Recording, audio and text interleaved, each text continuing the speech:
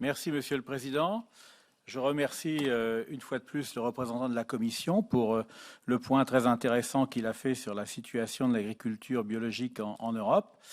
Alors, avant toute chose, je tiens à dire que moi aussi, j'aimerais bien que l'agriculture biologique puisse se développer, pas seulement pour ses vertus environnementales, mais aussi pour la qualité gustative des produits biologiques, dont j'aimerais favoriser l'accès au plus grand nombre.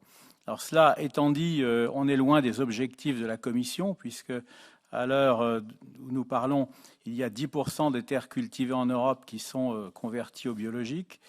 Donc on est très loin de l'objectif de 25% en 2030. Je vois mal comment on pourrait y arriver compte tenu du chiffre que je viens de citer. Alors je sais bien qu'il y a des moyens d'aider l'agriculture biologique à se développer. Les plans stratégiques nationaux permettent d'offrir des aides à la conversion, des aides au maintien de l'agriculture biologique, mais on voit bien que ça ne suffit pas. Moi, j'aimerais vous citer quelques chiffres qui concernent la France pour vous montrer la gravité de la situation. En ce qui concerne la consommation de la viande biologique, elle a reculé de 23% en un an, à cause bien sûr de la crise du pouvoir d'achat des consommateurs.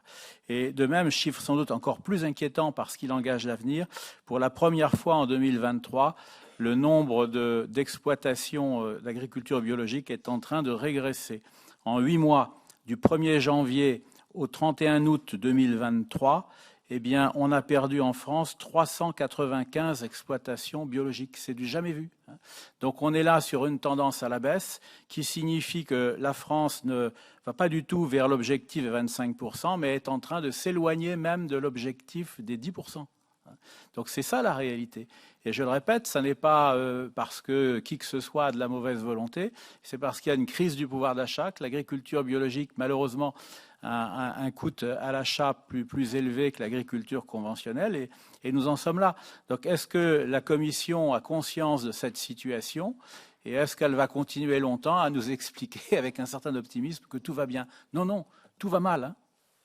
Donc, il faut essayer d'avoir les idées claires. Et je pense que, de façon générale, nous nous approchons des objectifs.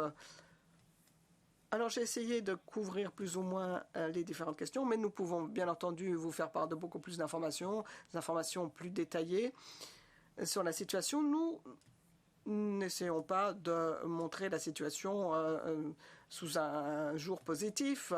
Quant à l'évolution des marchés, nous voyons qu'il y a une tendance à la baisse, et ce depuis 2022.